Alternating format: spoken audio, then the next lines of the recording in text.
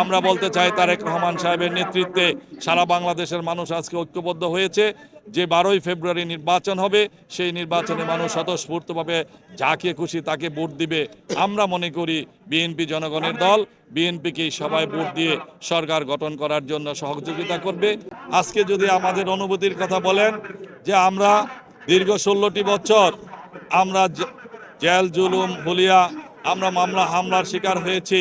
আমরা আমাদের যে মৌলিক অধিকার, সেই মৌলিক অধিকার বলতে আমরা কিছুই পাই নাই।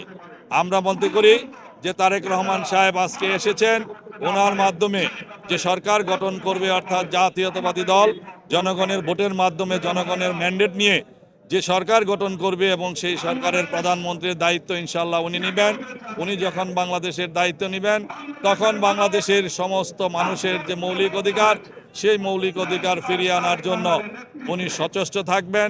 ইতিমধ্যে আপনারা দেখেছেন যে উনি বাংলাদেশ বিনির্মাণের জন্য, এই ধ্বংসপ্রাপ্ত বাংলাদেশকে পুনর্নির্মাণের জন্য 31 দফার কর্মসূচি উনি ঘোষণা করেছেন। তারপরেও উনি এই নির্বাচনকে সামনে রেখে জনগণকে উনি কি উপহার দিবেন নির্বাচিত হয়ে, সেই ধরনের 8টি উপকরণ নিয়েও কিন্তু উনি প্রশিক্ষণ কর্মশালা করেছেন। সারা বাংলাদেশের মানুষকে যেন আমরা বোঝাতে পারি যে বিএনপি ক্ষমতায় গেলে কি করবে। বিএনপি একমাত্র দল, যেই দল জনগণের ভালোবাসা নিয়ে রাষ্ট্র ক্ষমতায় অতীতে 3বার এসেছে। ইনশাল্লাহ ভবিষ্যতেও বিএনপি জনগণের ভালোবাসা নিয়ে, জনগণের ম্যান্ডেট নিয়ে, জনগণের ভোটের মাধ্যমে বাংলাদেশে রাষ্ট্র গঠন করবে। আমরা বলতে চাই, এই ফ্যাসিবাদী শেখ হাসিনা যত রকমের জুলুম, নির্যাতন, অন্যায় এবং বাংলাদেশকে একটি তলাবিহীন ঝুড়িতে পরিণত করেছে, দুর্নীতিতে বাংলাদেশকে বিশ্ব চ্যাম্পিয়ন করেছে, এই ফ্যাসিবাদী শেখ হাসিনা সহ আওয়ামী দোসরদের যতদিন পর্যন্ত আমরা বিচারের আওতায় আনতে না পারবো, ততদিন পর্যন্ত বাংলাদেশ নিরাপদ না।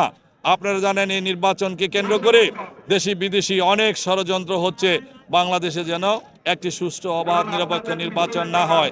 আমরা বলতে চাই, বাংলাদেশের মানুষ দীর্ঘ 16টি বছর ভোটের অধিকার তারা হারিয়েছে, তারা ভোট দিতে পারে নাই, তাদের নিজের পছন্দের ব্যক্তিদেরকে নির্বাচিত করতে পারে নাই। আমরা বলতে চাই তারেক রহমান সাহেবের নেতৃত্বে সারা বাংলাদেশের মানুষ আজকে ঐক্যবদ্ধ হয়েছে যে 12ই ফেব্রুয়ারি নির্বাচন হবে, সেই নির্বাচনে মানুষ স্বতঃস্ফূর্তভাবে যাকে খুশি তাকে ভোট দিবে।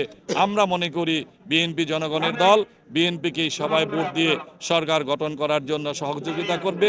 ইনশাল্লাহ বিএনপি সরকার গঠন করলে এই হারানো অধিকার সহ বাংলাদেশ পুনর্নির্মাণের জন্য যতগুলো অসমাপ্ত কাজ আছে, শহীদ রাষ্ট্রপতি জিয়াউর রহমান এবং দেশনেত্রী বেগম খালেদা জিয়ার যতগুলো অসমাপ্ত কাজ রেখে গেছে, সেই অসমাপ্ত কাজ আমাদের আগামী দিনে রাষ্ট্রনায়ক জনাব তারেক রহমান সাহেব পূরণ করবে, এই প্রত্যাশা আমরা ব্যক্ত করছি।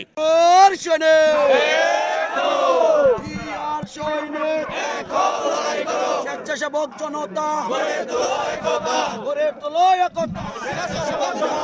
তারেক রহমান বীরের বেশে আসছে ফিরে বাংলাদেশে।